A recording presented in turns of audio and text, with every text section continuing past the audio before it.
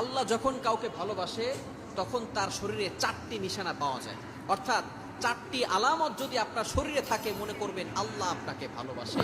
4টি নিশানা। 1 নাম্বার হচ্ছে যাদেরকে আল্লাহ তাআলা দ্বীনের সঠিক জ্ঞান দান করেন তাদেরকে আল্লাহ তাআলা মহব্বত করেন। নাম্বার 2, দ্বিতীয় নাম্বার হচ্ছে যারা বেশি বিপদে পড়ে আল্লাহ তাআলা তাদেরকে মহব্বত করেন। যার শরীরে দেখবেন একের পর এক বিপদ আসতেছে, অসুস্থতা আসতেছে, বারবার বিপদ, একের পর এক বিপদ, একটা বিপদ যাওয়ার পর পরে আর একটা বিপদ আসতেছে, আপনি হতাশ হবেন না প্রিয় ভাই। আল্লাহ তাআলা আপনাকে ভালোবাসেন।